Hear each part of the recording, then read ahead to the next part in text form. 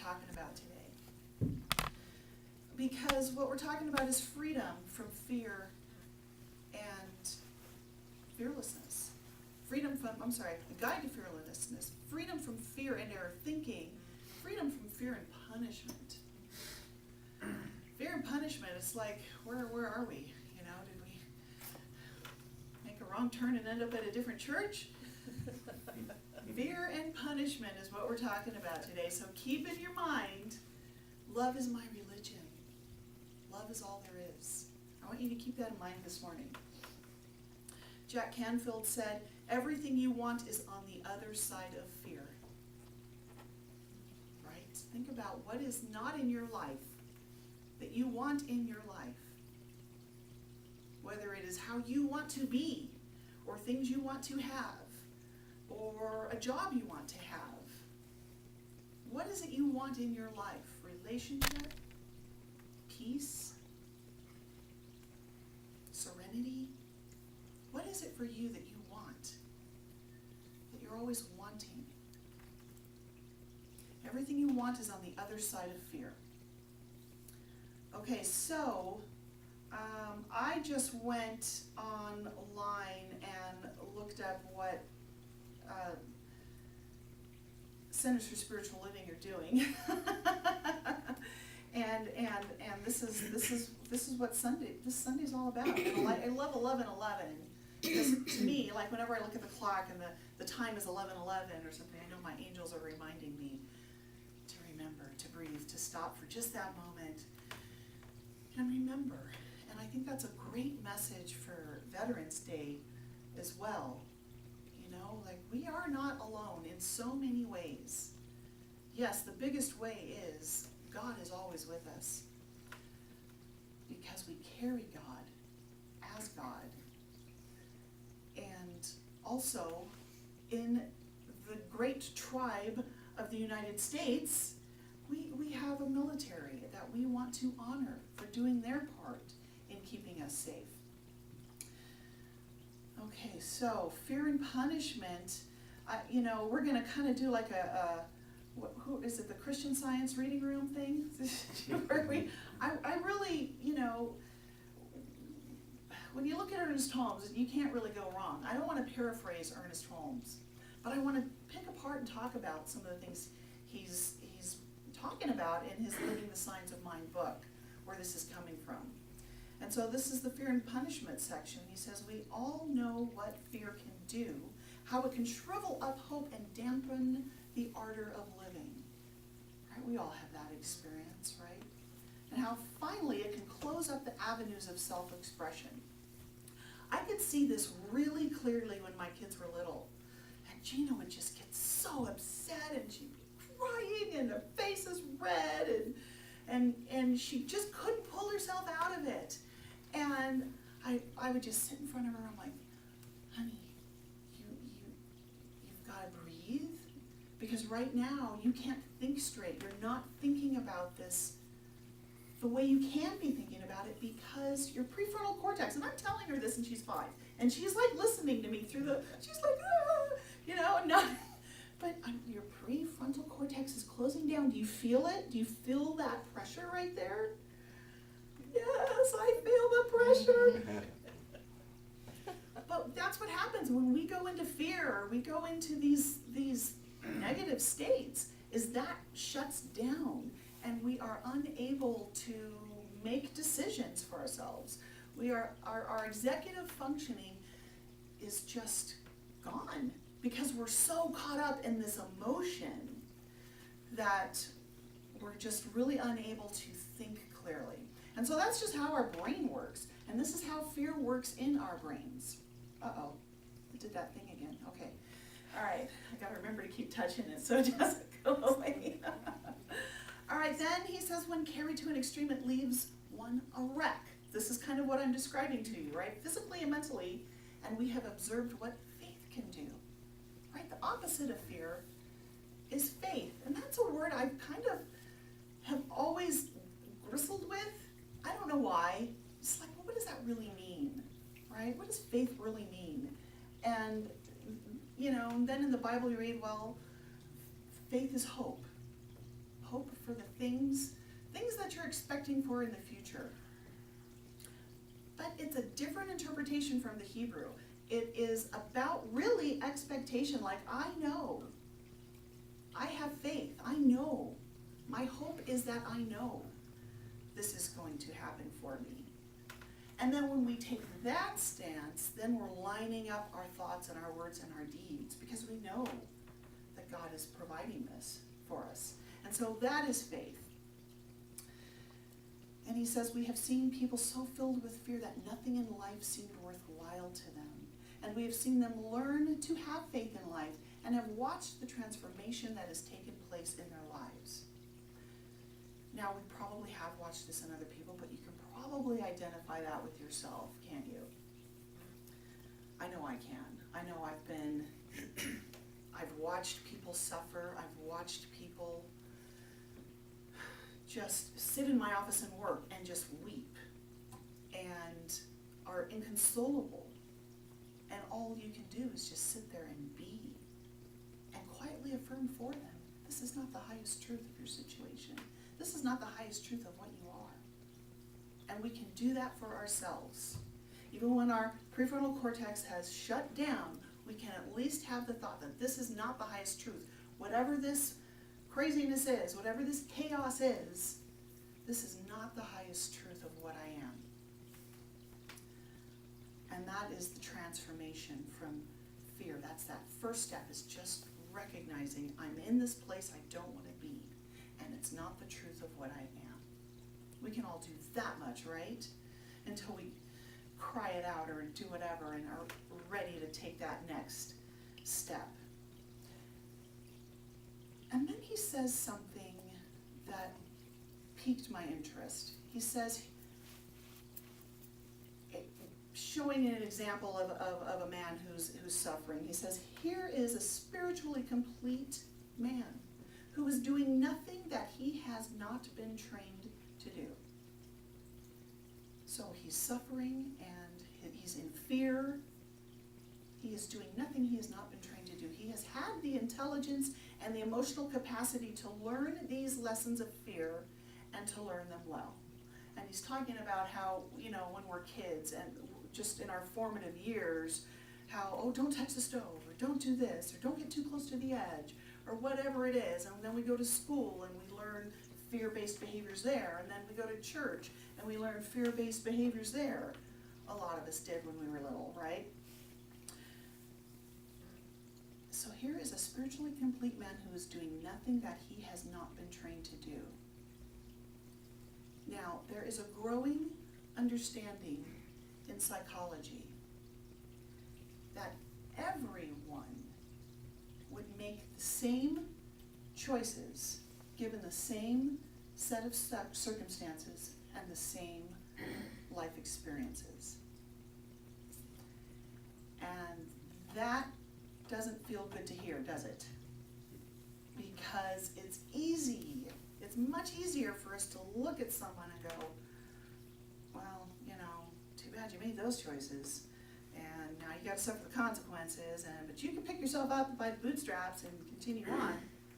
And we can all pick ourselves up by the bootstraps. But when we say that, we kind of lose that compassion, right? Love is our religion, remember? Love is our religion. So it's not about judging. It's about compassion, which is that combination of love and wisdom.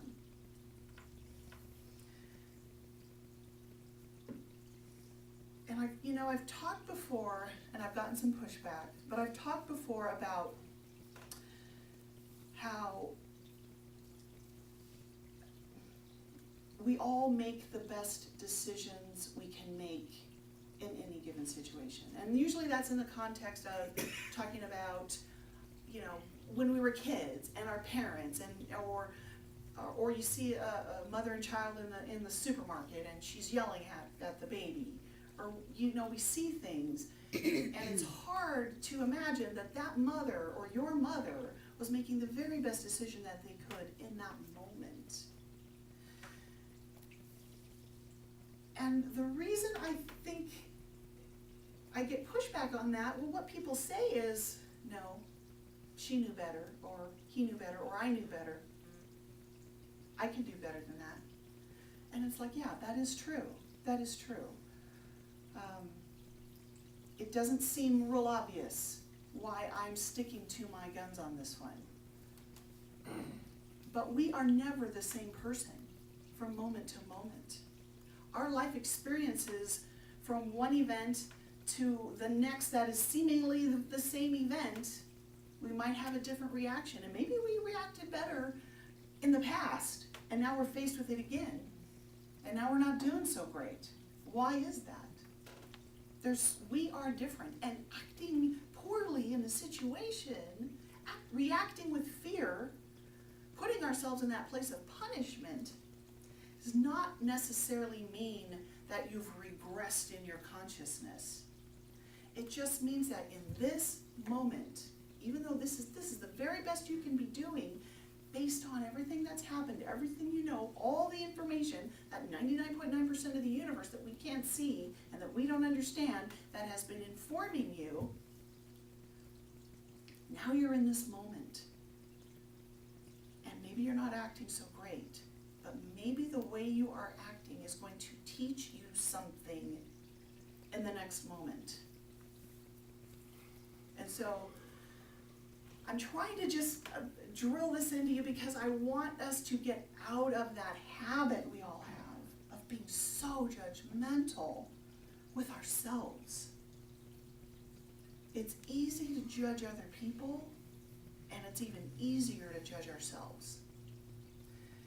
And so, I'm just going to continue to say we always do the very best we can do until we can do something else, until we can make another choice. And so, let's see, I'm trying to get this to work. You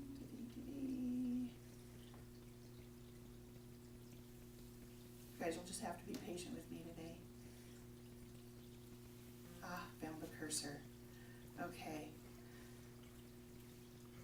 All right, so I wanted to go up and look again at how did I get on this rant? Making the same choices that someone else would make. I see some of you deep in thought. Okay, so think about, okay, it's easy to think about like maybe like a drug addict or somebody on the street or whatever their situation. Maybe you hear somebody talking about their experience and you're like, wow, that's not great, and I can hear how they're doing this to themselves, but they don't get that.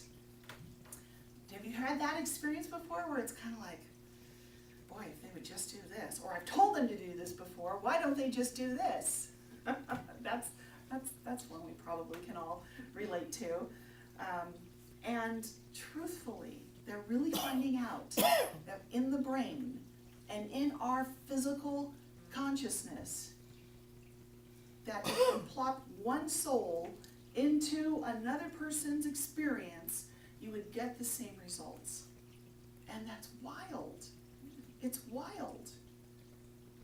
And I've kind of struggled with understanding that and really made a decision to observe humanity from that perspective.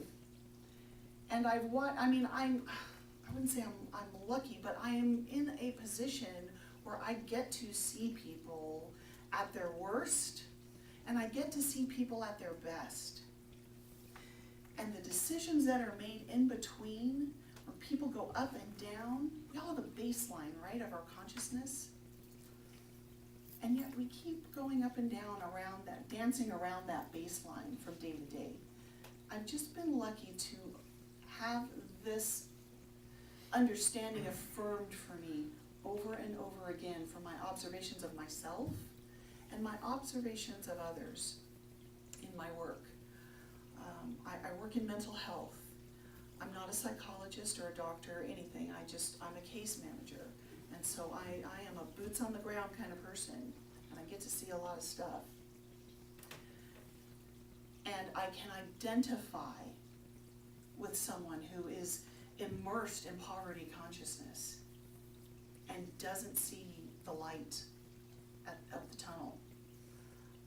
And I can understand the choice of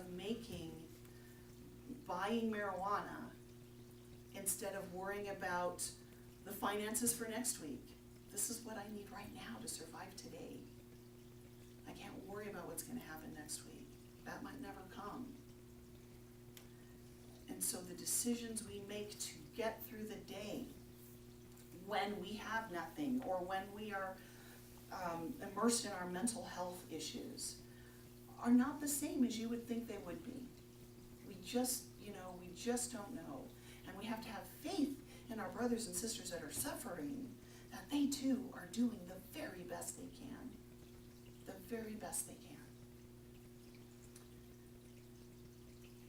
Okay, and so another thing that Ernest Holmes is saying is we must sometimes wonder whether God is not feared more than he is loved and trusted. This keeps us on that fear and punishment side of the scale. When I was a kid, my dad said, "You fear God." And I'm like, fear God, fear God. I'm a little kid. I'm like, I don't get it.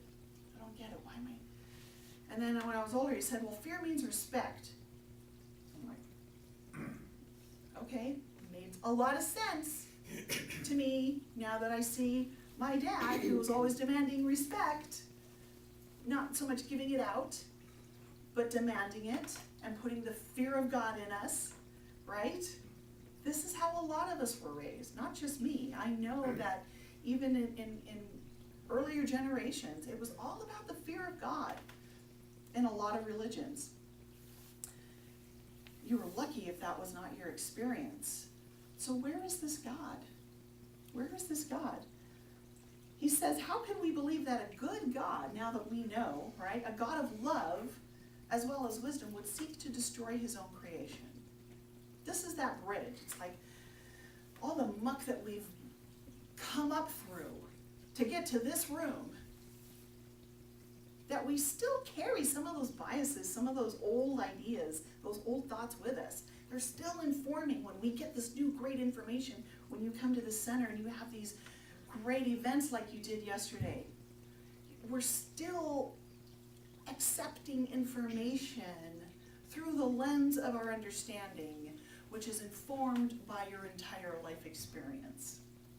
Again, I'm saying that to just remind you to be gentle with yourself when you don't get something right away. This new piece of it sounds good, I kind of like it, but I don't really know it. And then we fall back into judging ourselves for that. So again, just letting some of that go, releasing that. God is good, God is love. I am of the religion of love, right? We just want to remember that. Love is all there is. All that other stuff, it's just stuff. And we get to pull ourselves out of it. And you know when you do that? When you catch yourself and you're like, oh, I don't want to think that way. Well, who's the I? Right? There's that separation between I don't want to think that way. We're creating this separation between our thoughts, which is so great. Because then you get to have that direct experience of knowing that I am not my thoughts. Oh, what a relief. I am not all that craziness that's going on in the back of my mind. And then you get in the habit of not listening to it anymore. And that's great. Because why would you? That's just a bunch of silliness and foolishness and stuff that just wants to pull you back down. And so when you have that experience of I am not my thought, because I don't want to buy into that, that's perfect. That is just perfect. That is how we stay centered, by denying the truth of those thoughts and separating, not identifying with it. That is not what I am. I am of God. I am created in the image of love. And there's no place for that in love. That is not love. So, Ernest Bertrand now says, the punishment for any act flows out of the act itself. That's something we've all heard a gazillion times, right? So we're talking about the punishment side. After we've had the fear and we've had the bad actions, and now we're going to get punished for it. So the punishment for any act flows out of the act itself. The act you just did that wasn't so great, well, now you get to see that it wasn't so great. And there might be some bits and pieces that you have to pick up off the floor. Maybe some people to apologize to. But forgiving yourself first is key. And then he quotes Jesus a lot. I love this. I didn't know Ernest Holmes was such a Jesus freak. Did you know that? Yep. There's a lot of Jesus in his writings. Jesus said, "Forgive and ye shall be forgiven." Ernest explains, in this masterful statement we find a teaching of justice, but not retribution. The moment we forgive, we are forgiven. God is the eternal forgiver, he says. Then he goes on, in another example, Jesus taught that there is no sin but a mistake, and no punishment but a consequence. The punishment for any act flows out of the act itself.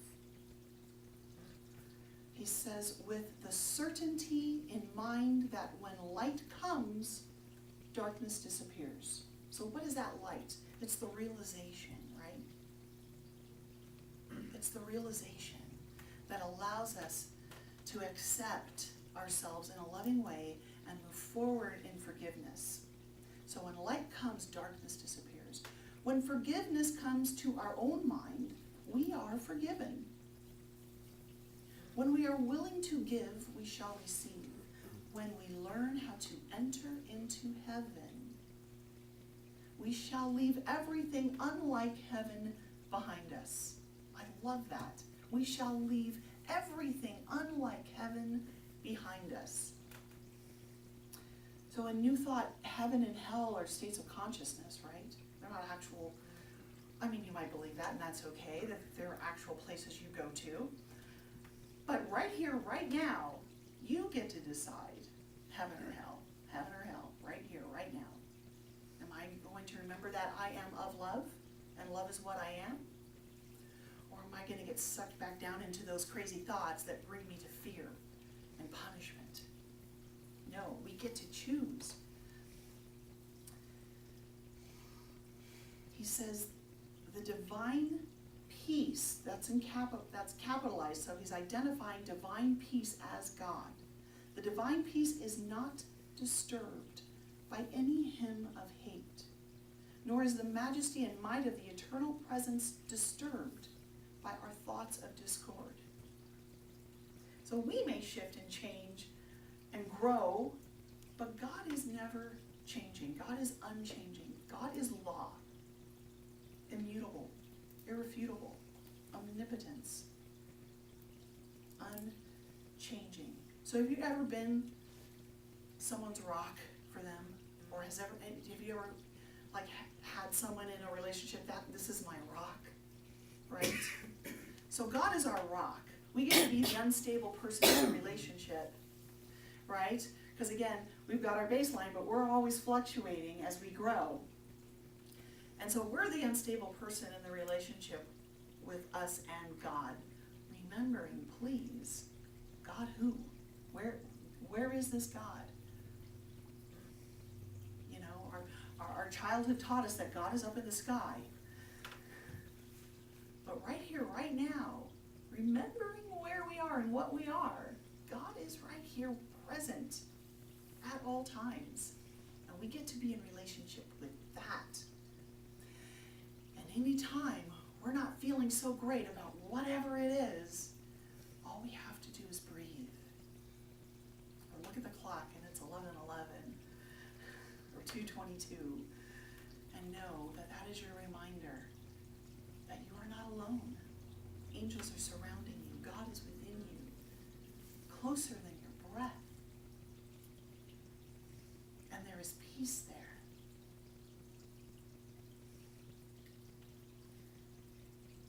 Jesus said, the kingdom of heaven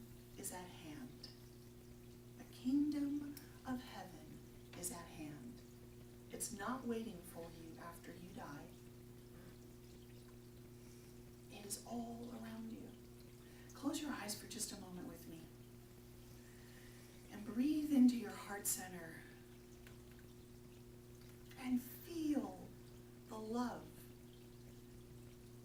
that is surrounding you, that is filling this room, this space.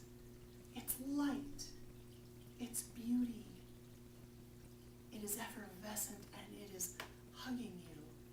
Now it is surrounding your mind, your heart, your spirit. It is breathing through and as your body. You are light.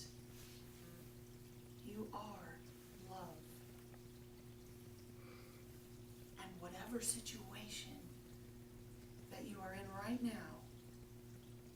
you are in it because you are a master of love. And so breathe into that, knowing, and release, and let go, fully affirming that you are walking with and as the presence. Taking one more breath and letting it go, opening your eyes when you are ready. And do you feel that lightness? Do you recognize yourself as love?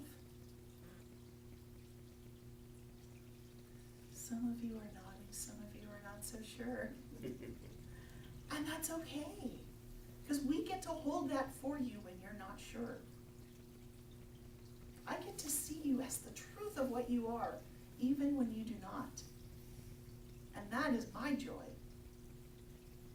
And so try that for someone. If you can't do it for yourself, you can do it for someone else. You can see them as light, as love. You can see them in heaven. So I have no idea what time it is. Is that clock right? Am I okay? Yes. No, it's time. It's time. Okay. All right. So we talked about a lot of stuff. A good one being forgiveness. We're moving into Thanksgiving time, right? We're moving into the holiday seasons. So this is a really good time to kind of just remember this truth. The fear and punishment can be at hand just as well. But we want to let that go. We want to move into forgiveness and remember ourselves as light and love so that we can accept truth at a higher level. And so I encourage you all to do that. But I did want to leave you with one last writing that I thought was so beautiful. In this passage from Ernest Holmes, he says, and I'll end with this: today shall contain joy and happiness, shall be filled with peace, and through it all there will be running the silent power of spiritual force, that which harmoniously and happily governs our thoughts and decisions and acceptances, so that everything will be done without effort. So we lay all weariness aside and accept the life-giving, invigorating, dynamic power of the Spirit, knowing that it vitalizes every organ of our body. It flows with strength and purpose through everything we do, even as it leads us gently down the pathway of life. Today is the day that God has made, and we are glad in it. And when the evening time comes, the cool shadows of peace shall fall across our pathway, and the quiet of night shall flow through us as a river of life. We shall sleep in peace and wake in joy and live in a consciousness